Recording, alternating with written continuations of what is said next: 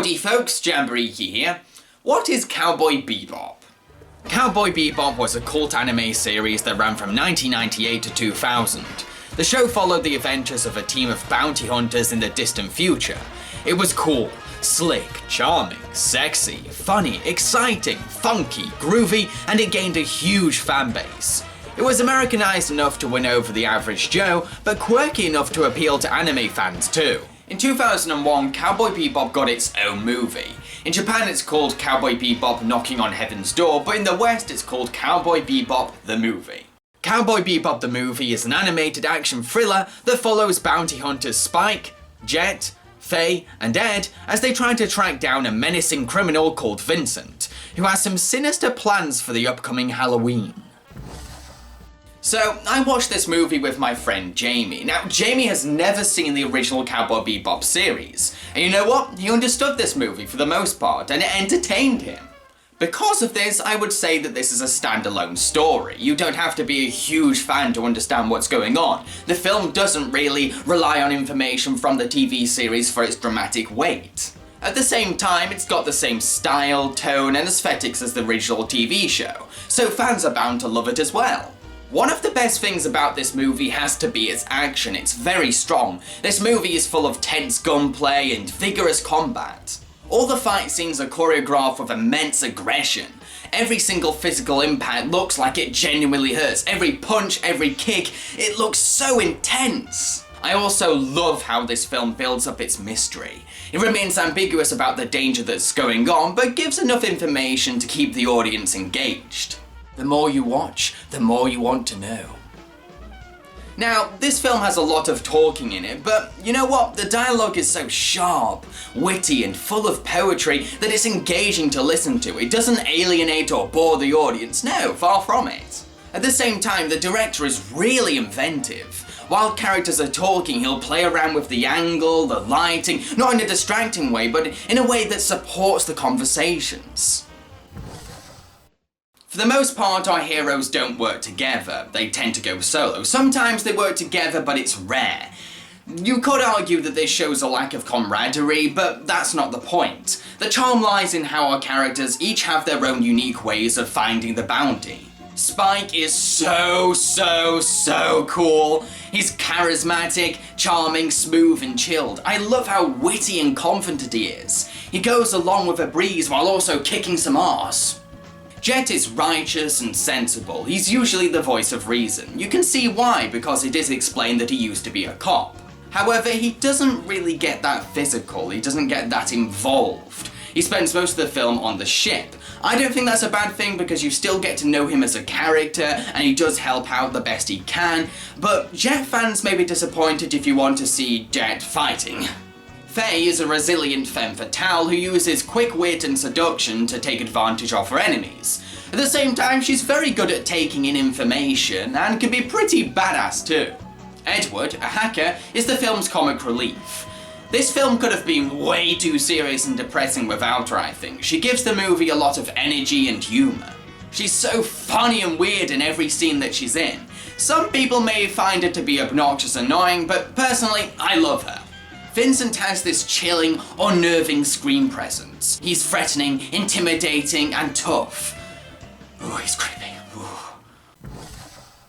The original Cowboy Bebop TV show already had pretty top-notch and refined animation, so it's quite impressive that the movie managed to amp up its quality even higher, up to the heavens! It's polished, fluid, energetic, and often very beautiful at parts too. Whether a scene is to be nuanced and reserved, high-octane and wild, or cartoony and silly, the film embraces its animation with so much passion, detail, and effort. It can be really subtle with its smallest movements, or really fun with its fast-paced actions. This movie's animation successfully manages to present a series of kick-ass fights, neat visuals, and memorable imagery. I watched this movie in its English dub format, so sorry sub fans, but I'm only going to be making commentary on the English voice acting, simply because I've not heard the Japanese voice acting. Steve Blum voices Spike. He really captures the nonchalant charm and confidence of his character, as well as his sincerity, poetry, and depth. Vincent! I haven't seen your face, but I know it's you. I can smell the blood on your hands from here. Bo Billingsley voices Jet. There's so much self-contained spirit and honour in his voice. His delivery comes across as patient, calm and cool. You and I are bounty hunters scratching around for a few bucks. That's all. This thing is much bigger than that. Too big. Wendy Lee voices Faye. She reads her lines with sensual delivery, but also puts some stamina into her badass moments too. Hey there, pretty good shooting. Oh, look out. So you alone? Maybe we could have a little fun together. Virtual fun doesn't really turn me on. I want the real thing, babe. The real thing? Mm-hmm. Melissa Farn voices Edward. She sounds bouncy, lively and high-spirited. Oh, is that a fish tank? Maybe. What's that? The guy. Ein says it's him, but Faye yawns and says, oh please. Maybe it's 'cause he's a dog, you think? Whatever. Anyway, he's dead now. Bye-bye. Vincent Volaju. Darren Norris voices Vincent, and he sounds terrifying. He comes across as sinister, menacing, and chilling.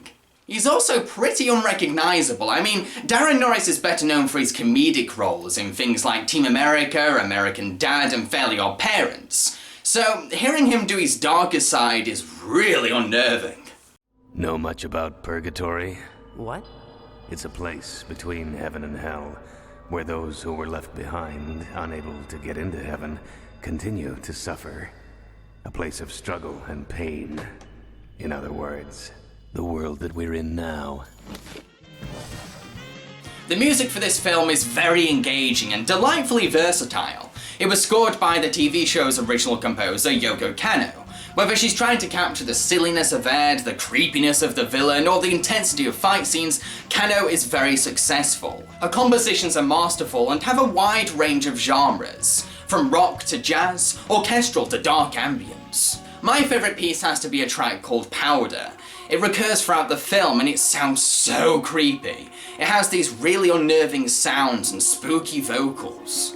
It really captures the severity and magnitude of the horrors that we see. To conclude, Cowboy Bebop the movie is an action-packed film full of likeable characters, fun set pieces, and quirky humour. Average moviegoers will enjoy its slick charm, groovy music, and cinematic invention, but I think fans will appreciate it on a higher level because of their connection to the characters. Like I said, my friend Jamie, who's never seen the Cowboy Bebop TV show, loved this film and understood what was going on. I'm a huge fan of the Cowboy Bebop TV show, and I got a load out of this film. I'm going to give this film 4 Spaceship Strawberries out of 5. And if you enjoyed such other futuristic action films as Blade Runner or Akira, then you're totally gonna love this film as well. So, have you seen Cowboy Bebop the movie? If so, then what did you think of it? Let me know in the comment section below. Have you not seen Cowboy Bebop the movie? Do you want to? Do you not want to? And why? I've been Jambareeqi and I hope you enjoyed my review. If you did, then let me know by clicking the like button below. If you're new to my show, then feel free to subscribe to my channel. I also encourage you to follow me on Facebook and Twitter. Now, what can I review for my next episode? It can't be too big because I've got to save that for my 100th episode, but it's got to be kind of big. You know what? I'm going to look at my DVD collection and try and get an idea.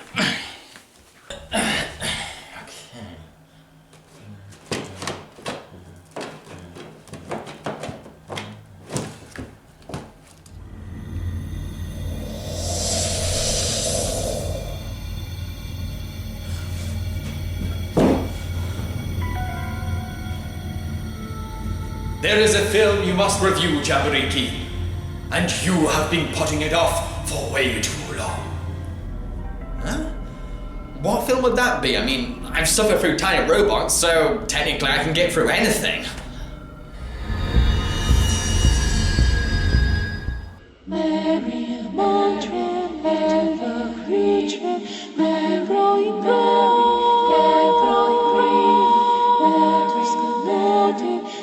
just confronted, says I said.